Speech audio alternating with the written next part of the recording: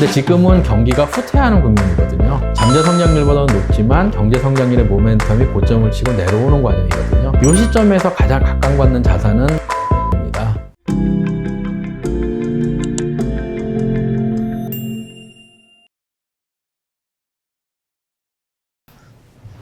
네, 안녕하세요. 위대한 개미의 든든한 동반자 자이언트TV의 이종화 기자입니다. 오늘은 이 대한민국 증시의 최고 전문가라고 할 수 있는 우리 정용택 IBK 투자증권 리서치 센터장님을 모셨는데요. 요즘 코스피가 심상치가 않습니다. 오늘도 이제 3013포인트를 기록을 했는데 이 3000대에서 지금 횡보를 하고 있는 모양새인데 이 개미들이 지금 부들부들 떨고 있거든요. 지금 주식에 들어가야 될지 말아야 될지 고민이 많습니다. 이 센터장님 생각하시기에 향후 이 지수가 좀 어떻게 움직일 것으로 보시나요? 저희는 단기적으로만 보면 추가적인 반등의 여지가 조금 있다라고 생각을 하고 있습니다. 추세적으로 보면 저희 하우스는 조금 보수적인 견해를 가지고 있습니다. 그래서 저점을 높여가는 강세장은 아니다라고 생각하고 있고요. 아마 고점을 계속 낮춰가는 약세장이 있는데 지금은 그 되돌림 과정에 있다라고 생각합니다. 단기나 폭이 컸기 때문에 되돌리는 과정이 있고 그 되돌리는 과정의 동력이 아직 조금 남아있는 부분이 있어서 시장은 추가적으로 조금 올라갈 수 있는 부분들은 있지만 그 올라감이 새로운 추세의 시작이 아니라 되돌림이라는 부분들을 조금 염두에 둬야 되지 않나라고 생각하고 있습니다. 한마디로 정의를 하면은 워낙 단기 급락이 심했기 때문에 그것의 일부분이 회복이 될 수는 있지만 그거를 시장이 계속해서 좋아진다고 착각을 하면 안 된다. 이런 말씀이신 예, 맞습니다. 네, 오늘 이제 3년물 국고채 금리가 1.9%로 몇 년 만에 최고치를 기록을 했는데요. 이런 게 또 증시에 줄 수 있는 영향이 있을까요? 예, 상당한 부담을 줍니다. 사실은 주식시장이 그동안 굉장히 강했던 이유는 낮은 금리가 지속되면서 밸류에이션 멀티플을 높게 받았던 부분들인데요. 실질적으로 금리가 이렇게 올라가면 그 부분의 메리트가 사라지는 부분이 하나 있고요. 그 다음에 또 하나는 미국도 마찬가지고 우리나라도 그 금리가 성장주들과 연계되어 있습니다. 그래서 금리가 급등할 때 성장주가 주가에 영향을 많이 받기 때문에 그런 부분들에 악영향을 미치는 부분들이 분명히 있죠. 성장주에는 악영향을 미친다. 그러면은 좀 이 높아진 금리로 반사이익을 얻을 수 있는 섹터도 있을까요? 예, 당연히 있습니다. 금리가 올라가는 국면에서 영업이익이 조금 늘어날 수 있는 부분들이 아마 대표적으로 금융주 관련된 부분들, 이런 부분들은 수혜를 볼 수 있는 부분이 있습니다. 아, 그렇군요. 그러면 다음 질문으로 최근 코스피가 회복과 하락을 계속 반복을 하고 있는 모양새인데 여기에 좀 가장 큰 영향을 주고 있는 요인은 무엇인가요? 현재 상태에서 제일 움직이고 있는 요인은 아무래도 인플레이션과 관련된 기대들이 왔다 갔다 하고 있습니다. 물론 9월 달에 코스피가 3,000을 붕괴시키면서 이 급락한 거는 헝다 문제가 가장 직접적인 영향을 미쳤고요. 10월 이후에는 인플레이션 논쟁이 가속되면서 시장이 등락을 거듭하고 있는 것 같습니다. 아, 그렇군요. 인플레이션의 영향, 인플레이션에 대한 우려가 지금 시장에 굉장히 많은데 이 인플레이션이 미국이나 중국에서 굉장히 좀 심하게 나타나고 있는 것으로 보입니다. 예. 이런 게 국내 기업에는 좀 어떤 식으로 영향을 주고 있나요? 실제로 보면 시장을 기준으로 말씀을 드리면 그 인플레이션 논란은 시장의 압박 요인으로 작용을 하고 있죠. 왜냐하면 비용과 관련된 부분을 계속 증대시키고 그다음에 앞서 말씀드린 것처럼 금리 상승을 자극하고 있기 때문에 시장을 압박하는 부분들인데요. 구분을 해서 보면 인플레의 수혜를 보는 부분들도 분명히 있습니다. 아무래도 제품 가격이 올라가서 하는 부분들이 있지만 우리나라 같은 경우에는 글로벌 밸류체인 상에서 중간재에 해당하기 때문에 인플레이션 환경에서는 수혜보다는 부담이 조금 더 큰 산업 구조를 가지고 있다라고 생각합니다.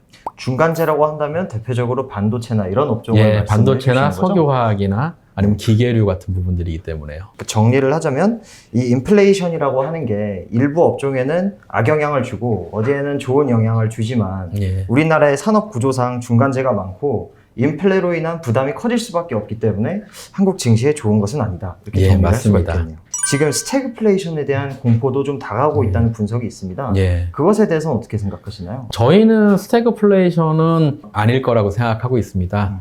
스태그플레이션은 두 가지가 합쳐진 거거든요. 경기 침체와 인플레이션 우려인데요. 일단 내년도의 성장률이 올해보다 낮아진다고 하지만 그걸 침체로 보기는 어렵습니다. 왜냐하면 글로벌 성장률이나 아니면 미국 경제 성장률이나 단적으로 우리나라 성장률만 봐도 올해보다 성장률은 내려가지만 그 성장률이 팬데믹 이전의 10년 평균보다 높습니다. 근데 이거를 경기 침체라고 볼 수 없거든요. 반면에 인플레이션 우려는 있습니다. 이거는 팬데믹이 진행되는 상황에 따라서 발생하는 공급 측면의 인플레이션이기 때문에 얼마나 지속성을 가질지는 봐야 되거든요. 그래서 최근 언론에서는 스태그플레이션 가능성이 낮아지니까 슬로우플레이션이라는 용어를 쓰는데 뭐 경제적인 용어는 아닌 것 같고요. 그렇습니다. 그러니까 스태그플레이션으로 보기에는 예. 경기 침체 부분에서 좀 약한 점이 있다. 예. 이런 말씀이시네요. 자, 그러면 지금 사실 구독자분들께서 제일 궁금해하는 거는 지금이 그럼 과연 주식시장에 들어가기에 좋은 타이밍인지 예. 한마디로 말씀하시면 어떻게 생각하시나요? 저희 기준으로 보면 신규 진입하는 타이밍으로 좋은 타이밍은 아니다라고 생각하고 있습니다. 왜냐하면 앞서 입장마다 다르겠지만 강세장, 약세장을 말씀드렸는데요.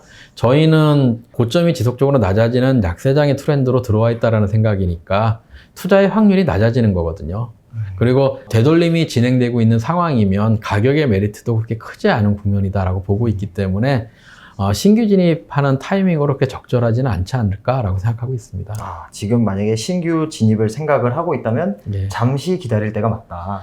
자산을 좀 달리하라고 말씀을 드립니다. 그럼 그러니까 어떤 자산을? 주식이다라고 생각해 보면 우리가 투자 시계라는 거를 많이 얘기를 하는데요. 주식이 가장 성과를 좋게 낼 때는 경기가 확장되는 국면입니다. 근데 지금은 경기가 후퇴하는 국면이거든요. 잠재 성장률보다는 높지만 경제 성장률의 모멘텀이 고점을 치고 내려오는 과정이거든요. 이 시점에서 가장 각광받는 자산은 원자재입니다. 근데 그 원자재 가격 지금 많이 올라 있기 때문에 저희 회사 같은 경우에는 이 다음 국면에서 가장 각광받는 자산 채권이거든요. 오히려 이런 자산 쪽에 의미를 두고 투자를 시작해 보는 게 어떤가라고 보고 있습니다. 그렇군요. 사실 저도 비슷한 경험을 했는데 작년에 주가가 대폭 올랐죠. 그때 빠르게 한번 급락을 했다가 빠르게 반등하는 모습을 보고 이렇게 돈을 번 사람들이 많고 그때 못 들어간 저와 같은 사람들은 좀 배 아파하는 측면이 네. 있었거든요. 그래서 지금 주식에 대한 관심이 어느 때보다 뜨거운데 예. 아무래도 좀 급락을 했지만 주식에 들어간다면 좀 코스피가 어느 선까지 내려왔을 때 신규 진입을 고려해 볼 만할까요? 저희는 이제 지수대들은 하우스마다 차이들이 조금 있겠죠. 근데 저희는 내년도 전망을 하면서 내년도 주식시장의 중심 레인지를 한 2,800에서 3,200 정도 레인지를 설정하고 있습니다. 이렇게 설정한 이유는 저희 회사의 주식 모델이 두 가지 변수로 돼 있어요. 하나는 유동성을 대표하는 M2고 하나는 우리나라 실물 경제를 대표하는 수출 증가율이거든요. 일평균 수출 증가율인데 내년에 2,800에서 3,200을 만들 때의 가정은 그 두 변수가 팬데믹 이전의 10년 평균치를 대입한 겁니다.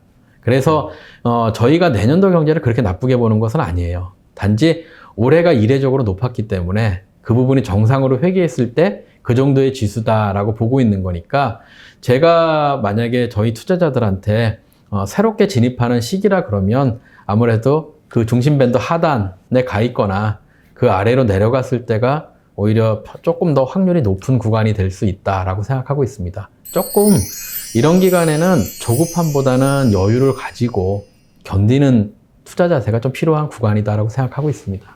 지금은 흔히 말하는 존버할 타이밍이라는 말씀인 예. 거죠? 알겠습니다.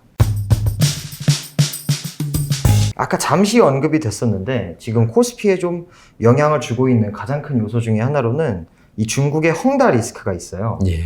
이 헝다 리스크가 있는데 중국 정부가 이 헝다를 어떻게 처리하냐에 따라서 국내 증시에도 파급 효과가 크겠죠. 예. 중국 정부 대응 시나리오가 좀 현재 어떤 게 있다고 생각을 하고 계신가요? 사실은 시나리오는 크게 보면 두 가지밖에 없는데 하나는 선택하기가 어려울 거라고 생각하고 있습니다. 무질서한 퇴장을 방치하거나 아니면 무질서한 퇴장은 막아주거나 둘 중에 하나인데 방치하기는 어려울 거라고 생각하고 있습니다. 왜냐하면 건설 부분이 차지하는, 부동산 부분이 차지하는 직접적인 비중은 그렇게 높지 않지만 산업적인 비중 전체로 해보면 거의 25%에 육박한다는 통계도 나올 수 있거든요. 더 중요한 것은 우리나라도 마찬가지지만 관련돼 있는 사람이 엄청나게 많습니다. 내 집을 못 들어가고 힘들어질 수도 있거든요. 부동산에 대한 애착은 우리나라나 중국이나 비슷하기 때문에 이거는 내년도에 세 번째 임기를 시작하는 시진핑 입장에서 보면 굉장히 부담스러운 요인입니다. 또 2월 달에 올림픽도 해야 되거든요. 그렇기 때문에 무질서한 퇴장은 막을 가능성이 높고, 기본적인 시나리오는 우리나라가 예전에 잘했던 것들입니다. 3단계로 나눠서 진행될 가능성이 높은데요. 기본적으로 대주주 감자를 통해서 경영권은 박탈할 가능성이 높고요. 그 다음에 채권단은 채무 재조정을 해주면서 그 부담을 줄여줄 가능성이 높고, 마지막으로는 남아있는 자산에 대해서는 매각이나 아니면 공기업화를 시도할 가능성, 이런 시나리오로 갈 가능성이 높은데, 시장의 모멘텀으로 작용하는 것은 이러한 구체적인 방향과 일정을 중국 정부가 언제 천명하느냐, 이 부분에 영향을 받을 것 같습니다. 그럼 결국 질서 있는 퇴장을 통해서 시장에 대한 영향력을 줄일 가능성이 높다, 이런 말씀이신데, 예. 질서 있는 퇴장을 했을 때 국내 증시에 어떤 영향이 있을까요? 국내 증시는 그 질서 있는 퇴장을 좀 더 명확히 해주면 단기적인 리스크가 많이 줄어들죠. 저는 이게 이번 되돌림에서 추가적으로 상승폭을 늘릴 수 있는 중요한 포인트다라고 생각을 합니다. 그러니까 중국 정부의 질서 있는 헝다의 질서 있는 퇴장이 일찍 공개될수록 되돌림 폭이 좀 더 크게 올 수도 있다. 예, 이런 맞습니다. 말씀이시죠? 달리 얘기하면 단기적으로 코스피가 소폭 반등할 여지가 있다. 예. 네. 마지막 질문으로 드리고 싶은데, 그 연준이 최근 연내에 테이퍼링, 구체적으로 얘기하면 11월 내에 시작을 할 네. 수가 있다고 발표를 했죠. 이렇게 테이퍼링이 시작하게 되면 국내 증시에는 좀 어떤 식으로 영향을 받을까요? 기본적으로 테이퍼링을 시작을 하게 되면 국내 증시는 테이퍼링 초반부까지는 줄어드는 유동성의 임팩트, 그 다음에 미국 금리가 상승하는 부분, 이런 부분들이 영향을 줍니다. 그리고 미국 금리가 상승을 하게 되면 기본적으로 달러 강세를 추가적으로 유도를 할 수 있고요. 달러 강세가 추가적으로 유도가 되면 외국인 매매에 영향을 미칩니다. 외국인들이 이머징보다는 달러 자산 쪽에 대한 비중을 계속 늘리는 쪽으로 가기 때문에 우리 시장이 그 기간까지를 계속 어려운 부분이다라고 말씀을 드리는 겁니다. 테이퍼링이 시작되면 단기적으로는 외국인이 매도에 나설 수 있다는 말씀이신 건가요? 매도는 이미 하고 있고요. 그것을 관영해서 매수로 돌아오기까지 시간이 꽤 걸리는 거죠, 더. 매도에서 매수로 돌아오기까지 시간이 더 걸린다. 예. 그러면은 내년에 금리 인상까지 이제 좀 충분히 이어질 수 있다고 지금 얘기가 나오고 있는데, 금리 인상까지 이어진다면 외국인의 매도세가 더 강해진다고 봐야 될까요? 그렇죠. 금리가 인상된다 그러면 추가적으로 유동성이 축소되는 것이고, 달러의 강세를 더 많이 유도하는 형태가 되니까 이 부분은 더 약하게 봐야 되는 부분들이 맞습니다. 근데 저희 회사 입장에서는 아직 미 연준이 금리를 인상할지 없을지에 대해서는 확언하기 어렵다고 생각합니다. 시장에서 생각하는 것만큼 당연히 금리를 인상할 거야 라고는 생각하지 않고 있습니다. 금리는 아직 물음표다. 예. 아직 모른다. 그거는 경기 상황이 진행되는 과정을 봐야 되는 것이다라고 보고 있죠. 그럼 이런 달러 강세가 있을 때 국내 증시에서 좀 반사이익을 볼 수 있는 섹터는 없나요? 달러 강세에서 있을 때 반사이익을 보는 섹터는 사실 수입 비중이 높은 기업들이죠. 왜냐하면 원화로 환전했을 때의 비중이 작아지는 부분들이 있으니까 수입 비중이 높은 기업들은 이론적으로나 재무적으로 보면 당연히 이익을 얻는데, 달러 강세 국면이 대체로 글로벌 경기의 위축 국면과 겹치기 때문에 이 기간이 힘든 기간입니다. 그렇다면 테이퍼링에 이어서 내년까지 금리 인상이 될지 안 될지는 모르겠지만, 이러한 흐름으로 봤을 때 확실히 좀 신규 주식 시장에 진입하기에는 좀 어려운 타이밍인 건 맞는 것 같네요. 네, 그렇습니다. 펀더멘탈리 어쨌든 성장의 높이가 낮아지는 구간이고, 상대적으로 유동성이 정상으로 돌아가면서 이전처럼 흘러 넘치는 구간은 아니기 때문에 조금은 어려운 구간이 되는 거죠. 네, 알겠습니다. 1부 그럼 이 정도로 마무리를 하고, 2부에서는 섹터별로 이제 어떤 리스크와 전망이 있는지를 좀 더 자세하게 살펴볼 수 있도록 하겠습니다.